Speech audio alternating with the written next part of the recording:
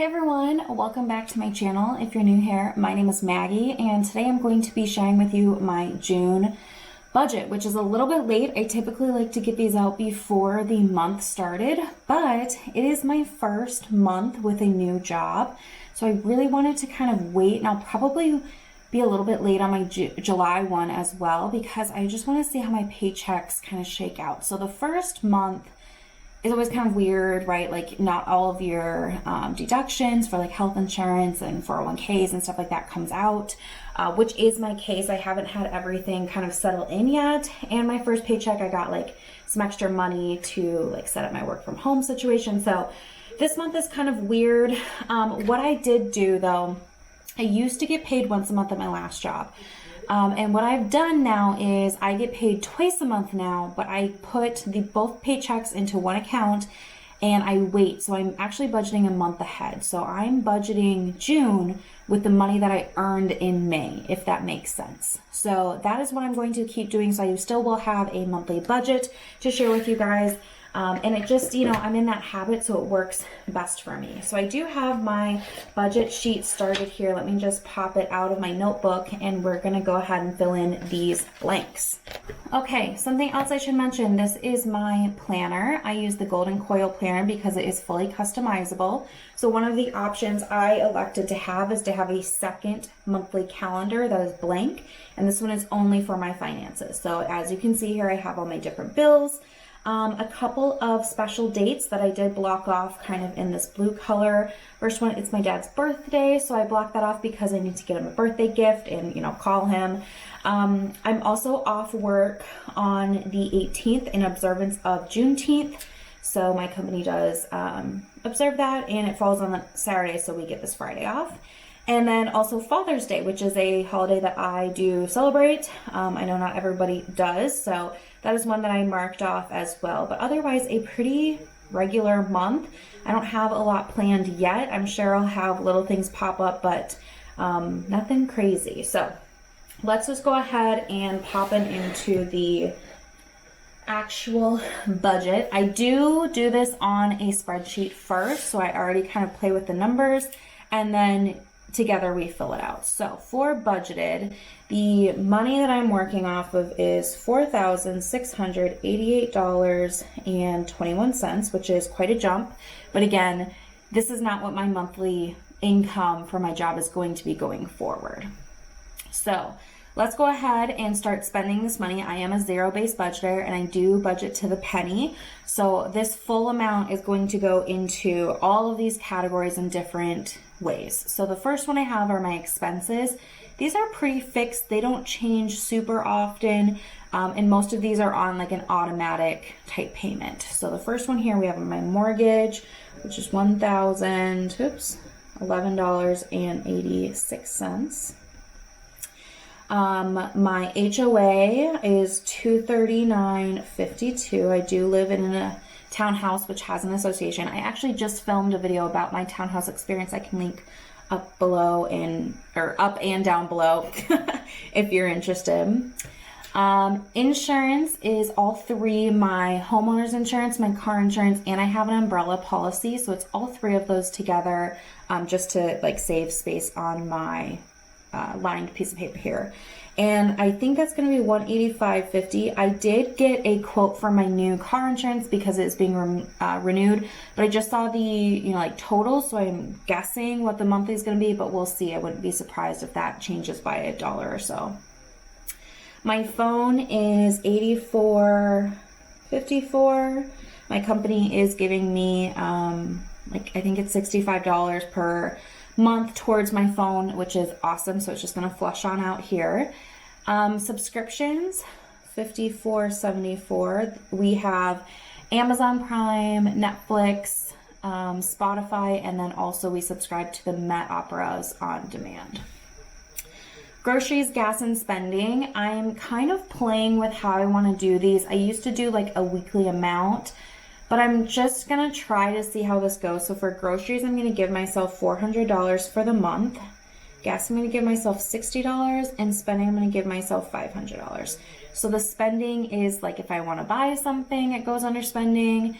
It's also eating out. Like I don't separate it. It's just kind of like spending money. I don't know. So this total is going to be $2,536.16, which means that I have a remaining of $2,152.05. So I'm going to highlight these. I am definitely like a color person. Colors resonate with me. So I'm going to put in purple the expenses. And then I like to mark in green money that I have left to spend. So I should actually do this in green. And then this is what's remaining. So I'm not done with my budget yet because I still have this money that I need to, allocate. Okay, funds. So I am like an anti-cash budgeter. It doesn't work for me. I lose track of it and I don't feel like I can adequately tell what I'm spending my cash on. So I use cards. And you could totally use like a debit card where you can't go over. I do use credit card for most of my daily purchases and then pay it off at the end of the month. And all that to say, funds is a category that I've lumped together. When you see people who do use cash successfully, they might have like sinking funds and cash envelopes. Like sinking fund could be like more long-term and cash envelope is just different categories. I just merge the two into one section called funds. So the first one is utilities, which might sound weird to have as a fund, $140.38. So what I do is I took some time. I went through my bank account to see every cost, of my utilities for the past 3 years. I've tracked it ever since I bought my house. So I know pretty well what each month is going to cost me. So what I do is I have a fund and I hold it at $300 and I just let my utilities automatically come out because by the time I usually set my budget up, I don't have all my bills yet. So I have $300 because my utilities have never been over $300. You might need a bigger or smaller number to do the same thing that I do. But it comes out, and then what I do at the end of the month is I look, okay, so last month, May, $140.38 came out of my utilities fund. So that's how much I need to put in to be back at the $300 to start over. So I'm really budgeting my utilities off of last month. I'm just replenishing what I spent last month, which makes it so much easier for me to budget. Okay, annual is a more like traditional sinking fund. $110 goes in there. That's like annual expenses. So I think I'm good for a couple months, and then either August or September, I'll have to pay like my car registration tags. So is something that I periodically use, but I'm kind of in like my building phase right now, building that fund up. Miko is my cat. He gets $40 a month to pay for his expenses, so like food and litter. I usually don't spend this full amount, so whatever I don't spend just rolls over and builds up. He just went to the vet this spring, so I build that account up, and then I use that money to pay for his vet visit. So it works out pretty well for me. He's a low maintenance cat. Incidental gets $50. This is my cushion fund, so I can use this. Like if my car insurance does go up, a little bit or a lot, I'm going to pull from my incidental. It's my cushion fund to help supplement any of my other funds and also to be used for things that just come up, I think it's important to have something like this. And again, same idea for most of these is if I don't use it, it just rolls over and builds on itself. Vacation gets $200. I just am going to be building this up. I spent quite a bit of my vacation fund last month. Beauty gets $50 a month. Gifts, I'm doing $75 a month right now. I kind of progressively build that up throughout the year. So the first part of the year I did $50. Now I'm in the $75, and then I'll be up to $100 soon. Home gets $30 a month. Just, home things, aluminum foil comes to mind because I just bought that today. I had to get a new lint roller, just home stuff. And then my emergency fund, I put in $50 a month while I'm paying off debt to let that slowly build. And therefore, if I do need to pull any money from my emergency fund, hopefully I'm not going all the way down to zero because I've been putting $50 in every single month. So that is my funds category, and that equals $745.38, which gives me a remaining of $406.67. So let's go ahead and highlight. So I do funds in a light blue color because it's pretty. And then green for money that still has to find a place to be. Okay, then we've got investing. So I do some investing even though I'm paying off debt. I do $10 a month into my Betterment account. That is a taxable account. I'm really just using it to kind of like build and save for something big in the future. Maybe that's, I don't know, a wedding or a new car, whenever that needs to happen. It's just set it and forget it right now. GroundFloor, I'm not contributing anything to, but I do still have money in that account so I could earn. So I just like to have that line item so that for my actual column here, I can fill out appropriately when it's time. And then my Roth IRA, right now I'm doing $25 a month, which I hope to increase soon. So this equals $35. Oh, my pen is starting to, there we go. Okay, so that means that I have $1,371.67 left. Uh-oh. It's not as juicy as it was, but this will work. We know what it means, right? Okay, so that's a lot of money that I can put in my debt category. So, really close at paying off my debt. I have about $920 left on my 0% interest card that I did a balance transfer on.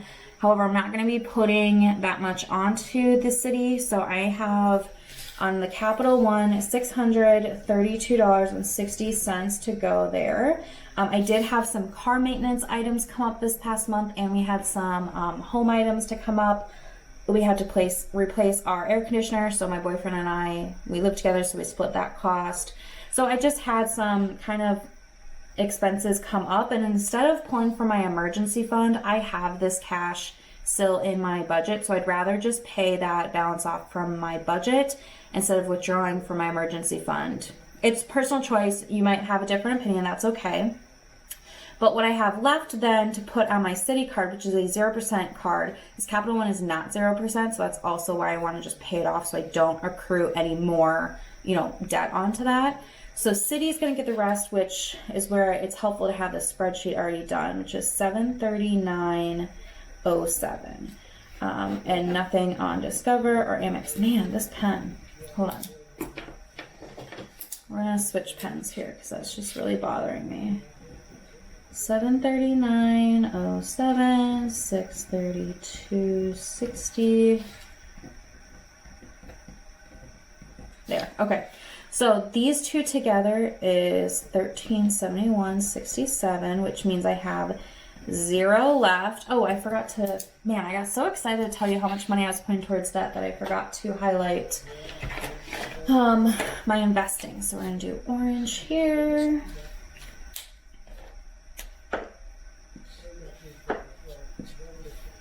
And debt in yellow. So like I said, I had about $920 left on this credit card, the city card. So $739 coming off of it is a good chunk. So I'm going to work really hard that any extra money I get in June to put towards that. And then hopefully for my July budget, it's just a little bit of money I have to put on and I can be debt free. Which would be super exciting. So this is my budget for the month. I'm hoping to stick to it, but budgets are an estimate. Things come up, it's life. So that is going to be it for me. I hope you guys enjoyed. Let me know what's going on for you for this month. Like I said, July's budget video probably won't come out until July 1st again, like this one, just because I want to see how my 2 paychecks come through, and then from there I can kind of estimate. But it's the new job. I'm still figuring out, how my deductions and taxes and all that's going to look from my payroll group. So thank you guys so much for watching. I hope you subscribe, and I'll see you guys in my next one. Bye, guys.